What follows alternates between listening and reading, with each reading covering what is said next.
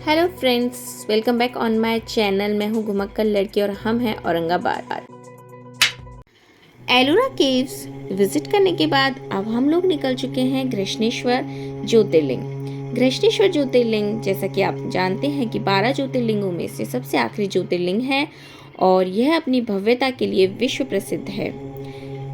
घृष्णेश्वर ज्योतिर्लिंग भोलेनाथ की अपार भक्त रही घुष्मा का प्रतीक है और उन्हीं के नाम से शिवलिंग का नाम घुष्मेश्वर पड़ा। इस ज्योतिर्लिंग का पुनर्निर्माण अहिल्याबाई होलकर ने मराठा साम्राज्य के समय करवाया था। इस ज्योतिर्लिंग में पुरुषों को निर्वस्त्र होकर जाना अनिवार्य है। अंदर किसी तरह की वीडियो या फोटोग्राफी अलाउ नहीं है। ये ज्योतिर्लिंग अपनी भव्यता और शिल्पकारी के लिए विश्व प्रसिद्ध है। घृष्णेश्वर दर्शन करने के पश्चात अब आप निकल सकते हैं भद्र मारुति हनुमान जी के दर्शन करने। यह औरंगाबाद जिले के खुलदाबाद नामक स्थान पर स्थित है। इस मंदिर की खासियत यह है कि यहाँ बजरंगबली की प्रतिमा लेटी हुई अवस्था में है। हनुमान मंदिर और रामनवमी के दिन यहाँ भक्तों की जबरदस्त भीड़ उमड़ती है। श्रावण के समय इस मंदिर में लोग नंगे पैर बहुत दूर दूर से आते हैं। इस मंदिर की भव्यता और शिल्पकारी भी अद्भुत है।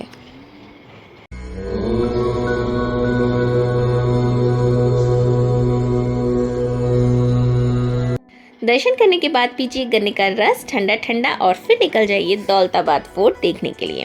दौलताबाद औरंगाबाद से लगभग 14 किलोमीटर की दूरी पर ही है, इसलिए आप पहले एलोरा केव्स, घृष्णेश्वर और भद्र मारुति देखने के बाद सबसे आखिर में दौलताबाद किला देखते हुए औरंगाबाद अपने होटल जा सकते हैं। दौलताबाद किले का समय सुबह 8 बजे से लेकर शाम के 6 साढ़े 6 बजे तक रहता है, तो आप इसे शाम को विजिट करें तो बेटर होगा, क्योंकि उस समय गर्मी कम होती है और उसे विजिट करने में भी अच्छा लगेगा, क्योंकि ये बहुत ही विशाल और इसमें लगभग 700 सीढ़ियाँ हैं और उसे चढ़ के आपको जाना होता है तो समय लगता है। इसलिए मैं सजेस्ट करूँगी कि आप दौलताबाद का किला सबसे आखिर में देखें, ताकि उस समय पर धूप कम हो और आप अच्छे नज़ारों का आनंद ले सकें। तो अब हम पहुंच चुके हैं दौलताबाद फोर्ट। यहाँ अंदर एंट्री करने के लिए आपको टिकट्स लेनी होती है, तो अडल्ट टिकट्स है 25 एंड किड्स एंट्री फ्री है। इसका निर्माण कैलाश गुफा का निर्माण करने वाले राष्ट्रकूट शासक ने अपने निर्माण वर्ष से लेकर 1762 तक करवाया था और इस किले ने कई शासक देखे। इस किले पर यादव, खिलजी, तुगलक वंश ने शासन किया है।